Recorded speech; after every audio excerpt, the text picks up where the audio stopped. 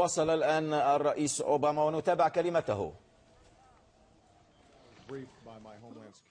أطلعني فريق وكالة الأمن الداخلي اليوم على ما يجري في بوسطن. نحن ما زلنا نرصد الوضع ونراقبه، وقد سخرت كل موارد الحكومة الفيدرالية لمساعدة السلطات في المدينة والولاية، وذلك لكي نقوم بتأمين المنطقة وتأمين الولايات المتحدة. نحن نصلي من أجل السكان في بوسطن، وميشيل وأنا نبعث تعازينا لعائلات الضحايا لهذا العمل غير المنطقي. نحن ليس لدينا أجوبة، ولكن نعلم أن عددا من الناس أصيبوا، وبعضهم بشكل بالغ في التفجيرات في الماراثون. وتحدثت إلى مولر مدير مكتب التحقيقات الفيدرالي وموظفين ومسؤولين آخرين لكي يسخروا الموارد اللازمة للتجاوب، وأطلعت قادة الكونغرس من كلا الحزبين وقلت لهم إننا اليوم لسنا ديمقراطيين ولا جمهوريين، ولكننا أمريكان. وتحدثت أيضا مع مانينو وباتريك العمدة، وقلت إننا سنسخر لهم كل الموارد اللازمة لكي يساعدوا العائلات، ووضحت لهم بأن كل الأمريكان يقفون مع شعب بوسطن. شرطة بوسطن والأطفائيون والمتجاوبون الأوائل والحرس أيضا تجاوبوا بشكل بطولي، وما زالوا يفعلون ذلك حتى فيما نتحدث الآن. وهذا يذكرنا على أن الأمريكان دائما يضحون من أجلنا كل يوم دون أن يكون لديهم أي أنانية في التضحية من أجلنا كلنا. ونحيي كل من قاموا بالتجاوب بسرعة وبمهنية مع هذه المأساة.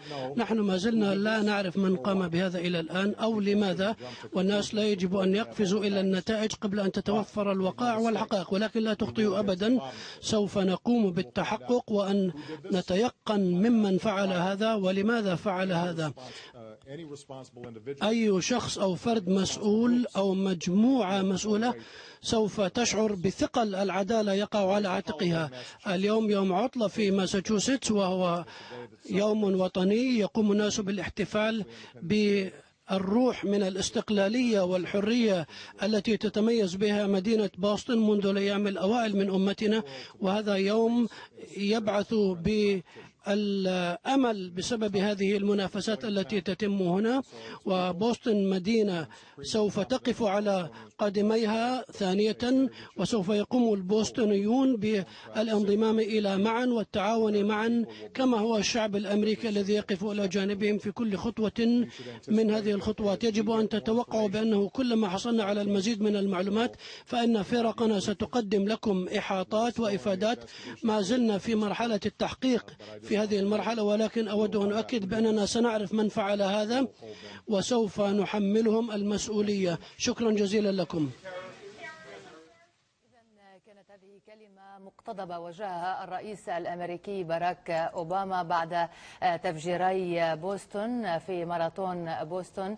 هو عز أهالي القتيلين، وأيضا وجه تحياته وتحيات زوجته ميشيل ووقوفه إلى جانب الجرحى وضحايا هذين التفجيرين. هو قال إنه وجه الحكومة بتكثيف التواجد الأمني قرب المنشآت الحيوية في الولايات المتحدة، وقال إن أي شخص أو فرد أو مجموعة تقف وراء هذا العمل ستشعر بثقل العدالة عليها. وقال لازلنا لا نعلم من ولماذا من قام بهذا العمل ولماذا قام به، وحذر من القفز إلى استنتاجات قبل الوصول إلى نتائج التحقيق. قال لا نعلم من ولماذا، لكن نجري التحقيق وسوف نصل إلى معرفة من قام به، وسوف تسقط العدالة على رأس من قام بهذا العمل إن كان شخصا أو فردا أو مجموعة. دكتور شرقية، تعليقك؟